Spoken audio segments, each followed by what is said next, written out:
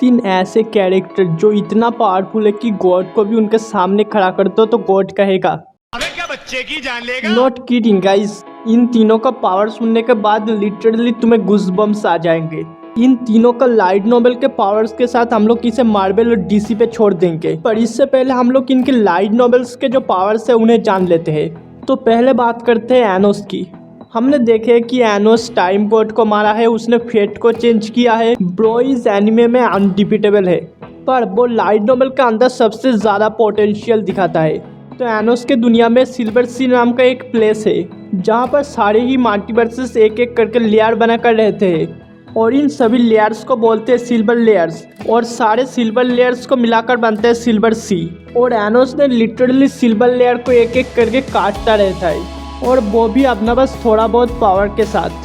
अगर वो रुकता नहीं तो पूरा सिल्वर सी को ही शायद वो खत्म कर देता। उसने एफर्टलेस तरीके से लिटरली मल्टीवर्स लेवल डिस्ट्रक्शन फैला दिया, और इससे हम लोग उसे 1C का कैरेक्टर समझ लेंगे। पर नहीं भाई, वो एक हाई 1B का कैरेक्टर है। अब जिनको समझ में नहीं आया उनको बता दूं कि इसका सीधा सा मतलब है आप जितना पावरफुल उसे सोचते हो वो उससे काफ़ी ज़्यादा पावरफुल है। तो अब हम लोग बात करते हैं वांगलिंग के बारे में। इसके लिए ऊपर जो आई बटन है उसे भी क्लिक कर सकते हो।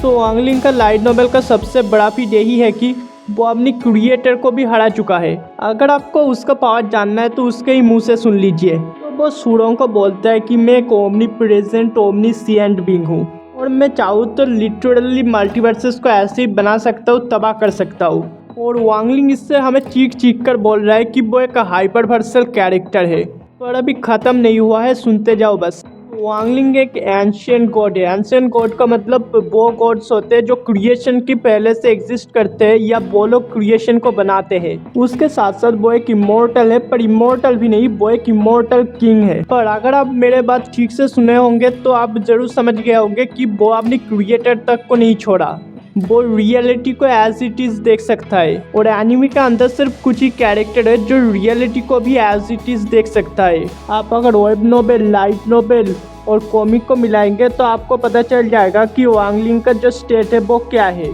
लिटरली वो एक आउटर वर्सल कैरेक्टर है।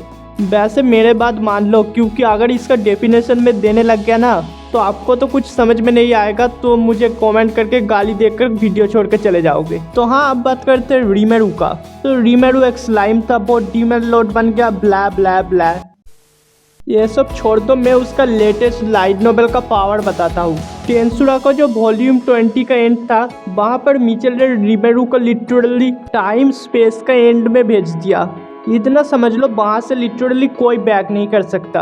और दूसरे ही वॉल्यूम के अंदर वो वहाँ से वापस आ गया अपनी दुनिया पे, और इसके साथ साथ उसके पास लिटरली सभी ट्रू ड्रैगन्स का पावर, उसके साथ साथ उसके पास एंजल का पावर भी आ चुका था। और यहाँ पर सबसे जो बड़ी चीज़ हुआ वो है सीएल का एक क्वेश्चन रीमेरू को, और सीएल इसमें पूछता है कि would you like me to create a new universe use of नाहाइलिटी।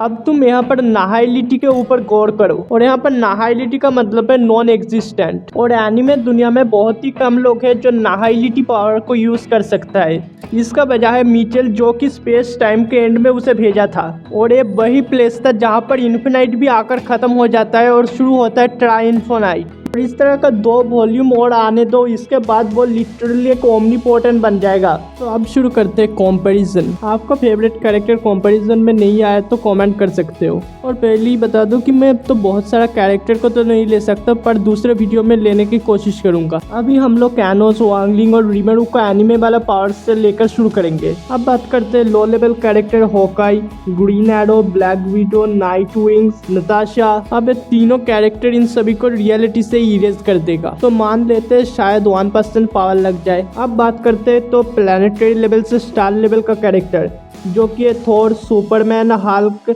Avenger का पूरा team, super woman, wonder woman, X man का पूरा टीम, उसके साथ कैप्टन शील्ड और शज़ाम। तो एक कैरेक्टर अच्छा फाइट देने की कोशिश करेंगे, पर ये सब तुच्छ कैरेक्टर है। तो अभी रीमेरू, एनोस और वांगलिंग एक साथ है, मतलब तीनों कैरेक्टर अगर अपनी 5% पावर इस्तेमाल करते हैं तो इनके लिए काफ़ी ज़्यादा हो जाएगा। अब बात करते हैं कुछ यूनिवर्सल लेवल का कैरेक्टर के साथ। यहाँ पर है थैनोस विथ इन्फिनिटी स्टोन, और इनके साथ साथ है dark side, Dormammu, Superman 1 million, Odin, यहाँ पर जो कैरेक्टर है उनके साथ लड़ने के लिए वांगलिंग, एनोस और रीमेरू को एनिमे का अपनी 50 to 60% पावर तो देना ही पड़ेगा। और यहाँ पर एनिमे वाला एनोस आ जाए या वांगलिंग, दोनों ही आकर इन सभी को सोलो कर देंगे और हम लोग कुछ हद तक उनका पावर को इस्तेमाल करने देते हैं। समझो यार, मार्वल और डीसी का फैन भी देख रहा है। अब बात करते हैं कुछ ऐसे कैरेक्टर जो मल्टीवर्सल फाइट में हिस्सा ले सकते हैं। और यहाँ पर है cosmic Superman, ruin king, Thor और उसके साथ साथ इन्फिनिटी।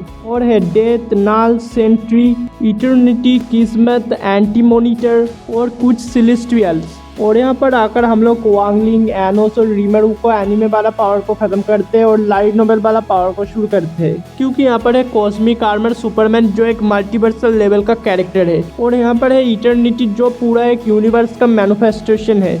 और यहाँ पर है र्यून किंग थॉर जो लिटरली फ्यूचर को बहुत ही अच्छी तरह से देख सकता है। और यहाँ पर नाल जो कि एक प्राइमोर्डियल है, वो लिटरली बहुत ही ज़्यादा पावरफुल है। और यहाँ पर वांगलिंग, एनोस और रीमेरू को हमने लाइट नोवेल का 50% पावर तो देना ही पड़ेगा, तब जाकर ये लोग शायद जीत पाएंगे। मैं शायद कुछ ज़्यादा ही बोल गया। हाँ, यहाँ पर एनोस, रीमेरू और वांगलिंग मिल जाए तो शायद 25% पावर के साथ काम आराम से हो जाए। पर हाँ, अगर वांगलिंग अपना एनिमे का 100% पावर इस्तेमाल करता है तो शायद मैच को वो ड्रॉ भी कर सकता है। तो अब बात करते हैं कुछ आउटर वर्सल कैरेक्टर जो कि मार्वल और डीसी में सबसे हाई रैंक में आता है। और यहाँ पर है Lucifer, beyond the living tribunal, one below all, the greater evil beast, Spectre. और यहाँ पर आकर रीमेरू, एनोस और वांगलिंग हार जाएगा, क्योंकि वांगलिंग और रीमेरू यहाँ पर आउटर वर्सल कैरेक्टर है। तो दो आउटर वर्सल कैरेक्टर के सामने लिटरली बहुत सारा आउटर वर्सल कैरेक्टर, और यही रीज़न है कि वो चाह कर भी जीत नहीं सकते। और यहाँ पर अगर लूसीफर, बियॉन्डर और लिविंग ट्रिब्यूनल एक साथ आकर फाइट करे, मतलब टीम वर्क, तो लिटरली वांगलिंग, एनोस, रीमेरू वैसे भी हार जाएंगे। तो याद रखना, हरा सकता है पर मार नहीं सकता,